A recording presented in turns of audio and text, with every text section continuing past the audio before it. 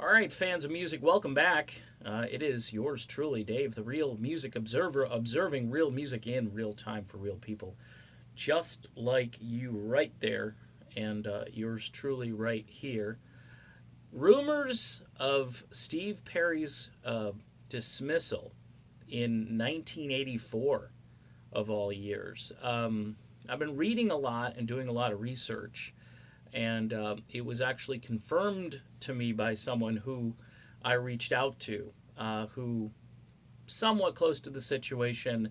But back in '84, of course, Perry's album had dropped, and the band in general was not happy uh, with all of Perry's attention at that moment, and especially Herbie Herbert, from what I understand. He was just livid and beside himself. And they thought about saying, see you later to Steve Perry. Steve Perry, of course, had a very successful solo album with Street Talk. And, you know, if you watch like the VH1 documentary, again, it's not the Bible or anything, but uh, there are some interesting comments. Neil Sean says something to the effect of, hey, it's not like this sounded really different from what Journey had been doing. I would say Oh Sherry, definitely a song that Journey could have done. Foolish Heart, again, another song that Journey probably could have done.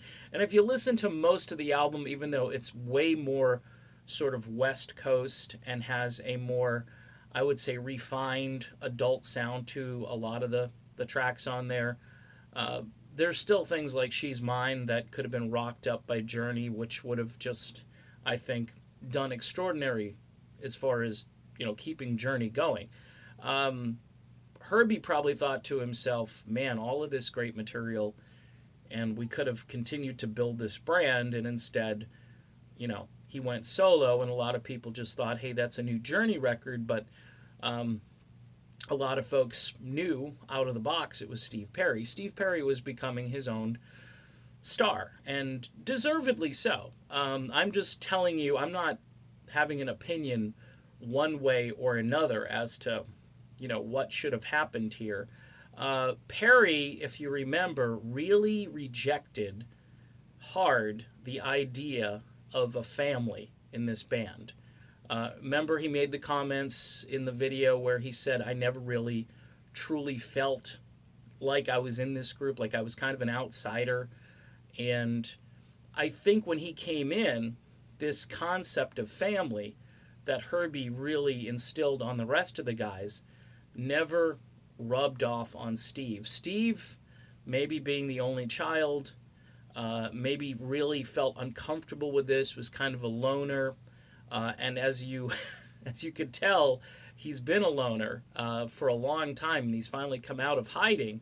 So all of this kind of seems to make sense. But in '84, the band was on such this upward trajectory, and then Perry comes back, has all these conditions, says, hey, you got to get rid of Valerie and Smith. Perry tasted some of that West Coast sound, and he wanted to bring in West Coast players.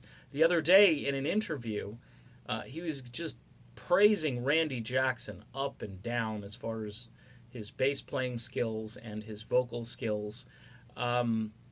Is it a jab at Ross Valerie? When you're praising someone else in that situation, it's unintended, but it does seem to kind of rub the other guy the wrong way, or at least you're hearing it that way.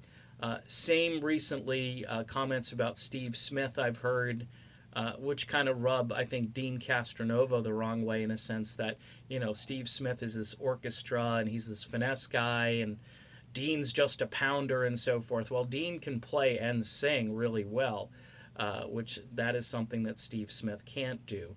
Yes, Steve Smith brings a gong to the concert, and he's got all kinds of gadgetry up there. But anyway, that's a side note and a tangent. Perry in '84, I think, might have been thinking to himself, hey, I can do this by myself. Think of Perry and Peter Cetera.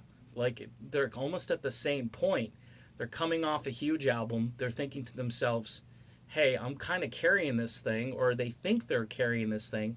In Cetera's case, I would say he was probably carrying Chicago more than Perry was carrying Journey. But I think what Perry realized is, hey, I'm the voice. I've got this great songwriting skill. I mean, he's the guy. Look, folks, whether a book comes out to tell you so or not, Perry was the guy who wrote most of Don't Stop Believin'. Okay, and that's become this cultural anthem and this iconic song. Although Neil Schon likes to think that Lights, which was written by himself and Perry, is probably more in tune with a Journey anthem than Don't Stop Believin', or at least on equal footing. And I would have to agree with Neil. Lights was such an important song for so long, and it has been overshadowed by this myth of this other song, which has gotten to be a little bit maybe too exposed. You know what I'm saying? So, in any event, between Herbie Herbert's comments about Perry and then Perry saying, hey, I'll come back again for trial as long as Herbie's gone.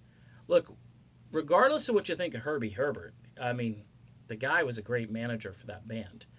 He was the guy who brought Perry in the first place, and then Perry started to kind of have, this disagreement with Herbie, claim that they both had similar personalities and so forth. I think Herbie wanted the family atmosphere. Perry did not, the old Winnebago story, we're going to ride separately, and there was no family. Okay, the other guys were kind of okay with his family idea.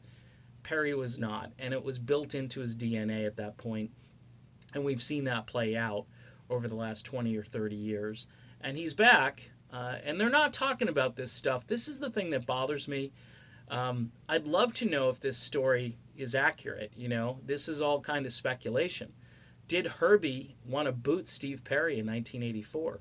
Or did Perry just want to leave, after seeing that he could be successful on his own?